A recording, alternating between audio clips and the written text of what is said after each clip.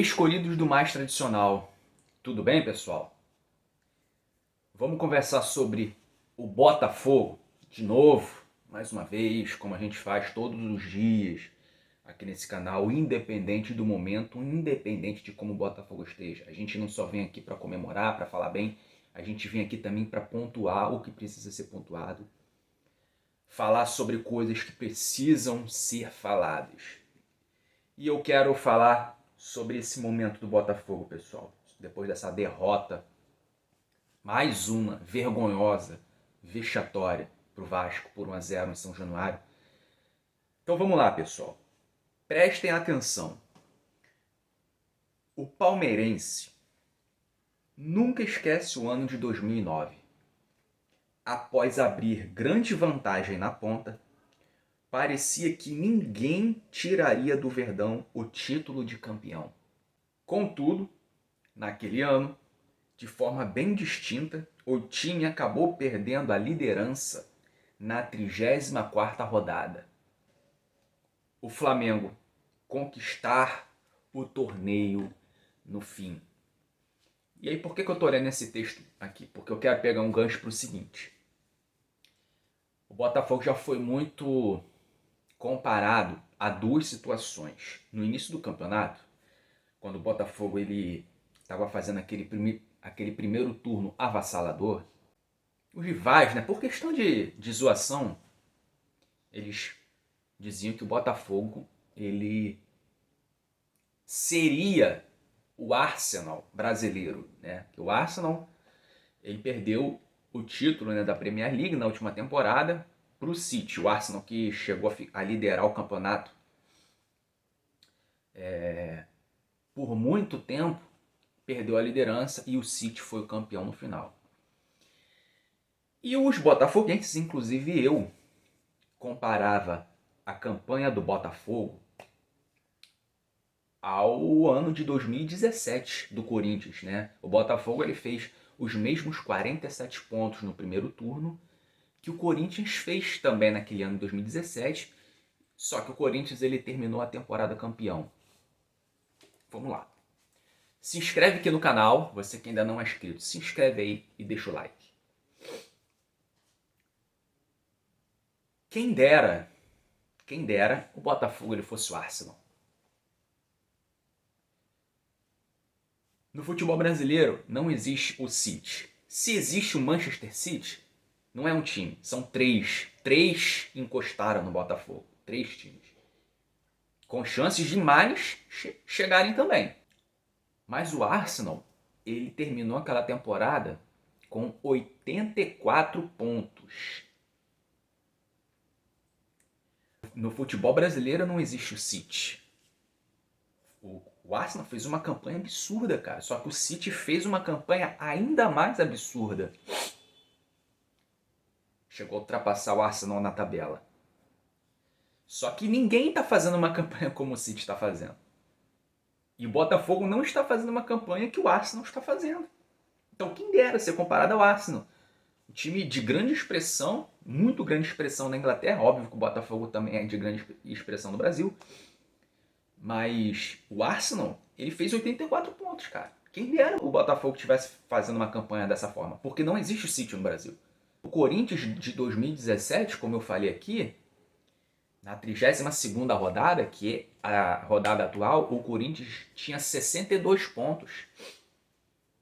Estava a uma distância grande do segundo colocado, que era o Santos, se eu não me engano, com 56. O Corinthians não pipocou. O Corinthians foi aguerrido. O Corinthians, ele não fracassou no final. O Corinthians não decepcionou como o Botafogo está fazendo. E por que eu li esse texto no início do vídeo? Porque o Botafogo está sendo exatamente como foi o Palmeiras em 2009. Chegou a colocar 10 pontos de distância para o Flamengo. E o Flamengo terminou campeão daquela temporada. E o Palmeiras nem para a Libertadores foi. Olha o que está se desenhando. E aí é aquele negócio, né? Ou o Botafogo vence o Grêmio na próxima rodada para se manter né, ainda, de certa forma, na briga. Se não vencer o Grêmio, adeus título brasileiro. Adeus. Então, o Botafogo vence o Grêmio e ressurge, né? E algo sobrenatural aconteça para o Botafogo voltar ao caminho das vitórias, ou já era o título, né? Se não vencer o Grêmio, já era. Mesmo que matematicamente ainda não esteja perdido o título, se o Botafogo não vencer o Grêmio, meu amigo, já era. E aí, o Flamengo enfrenta o Palmeiras. Se o Flamengo vence o Palmeiras, o Flamengo entra firme na briga do título brasileiro. E sabe uma coisa que eu pensei? O Botafogo ele vai jogar contra o Red Bull Bragantino, né? Para mim, o Red Bull Bragantino é o principal candidato ao título hoje no campeonato. E vai ter minha torcida, cara. Vai ter minha torcida. Vai ter minha torcida caso o Botafogo não vença o Grêmio no próximo jogo. E aí, falando sobre uma outra situação aí, uma cortina de fumaça que já estão querendo levantar, Luxemburgo, saiu aí uma informação, nada ainda confirmado, né? Aquele disse-me-disse, aquela palhaçada que vez ou outra surge, de que o Botafogo estaria procurando o Luxemburgo para ser técnico do time. O que é um absurdo, né, cara? Achar que o Luxemburgo, nessa reta final, vai dar jeito nesse time para ser campeão. Aí vai contratar o cara para essa reta final de campeonato, para ele tentar alguma coisa, tentar, né, reacender o time de alguma forma. E ele vai ser mantido pro ano que vem? Ele não vai poder ficar pro ano que vem. O Luxemburgo não é um time pro Botafogo. E aí o cara não consegue ganhar o título desse ano, aí manda o cara embora. Mais um técnico que vem e vai e não dá resultado. Na minha opinião, existem alguns técnicos que, se chegasse agora, poderia reacender o Botafogo, o time, né? Resgatar a identidade do time, aquela lá do primeiro turno. Mas estão todos desempregados. Eu não vou nem falar nomes aqui porque eles não vão vir. Então, entre Luxemburgo e deixar o Lúcio Flávio, deixa o Lúcio Flávio.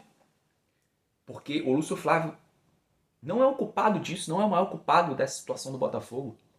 O Lúcio Flávio está à frente do trabalho por pedido dos próprios jogadores, por pedido desse elenco mimado, que pediram a saída do Bruno Lage, que na minha opinião deveria realmente sair.